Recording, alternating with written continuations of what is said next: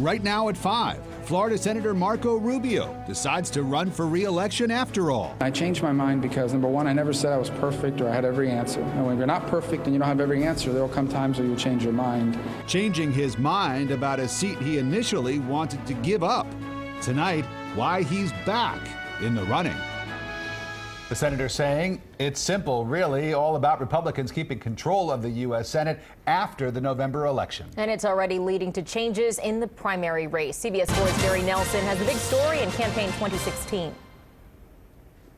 So I'll go home later this week. Marco Rubio first hinted last Wednesday he would seek re-election to the Senate, a hint that came after Carlos Lopez Quintero, the most high-profile Republican in the race, urged Rubio to run and said he would drop out in return. Today, Rubio made his reversal official, saying in a statement, "In politics, admitting you've changed your mind is not something most people like to do, but here it goes. I've decided to seek re-election to the United States Senate." But I changed my mind, and I changed my mind because, number one, I never said I was perfect or I had every answer. And when you're not perfect and you don't have every answer, there will come times where you'll change your mind.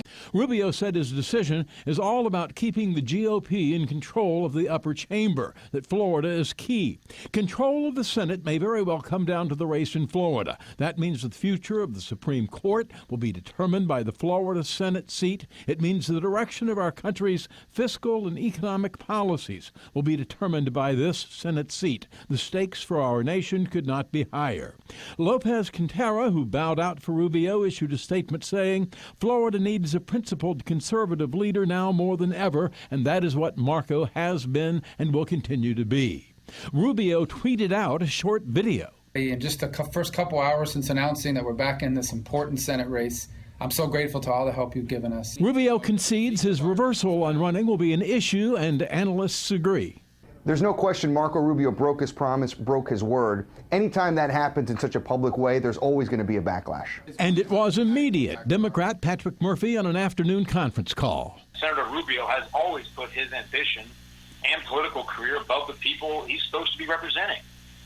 Today Marco Rubio broke his promise to Floridians not to seek re-election. Democrat Alan Grayson issued a statement calling Rubio shameful, but the GOP sees him as its best hope. A recent poll shows Rubio would beat Patrick Murphy 47 to 40% and would have a 48 to 40 advantage over Grayson.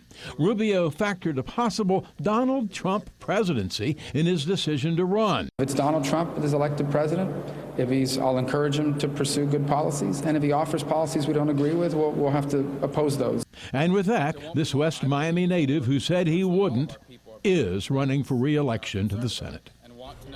And Rubio's entry has already shaken up the Republican race. U.S. Representative Ron DeSantis announced today he's dropping out, one of many GOP unknowns the polls say have no chance of beating Rubio. In the newsroom, Gary Nelson, CBS 4 News.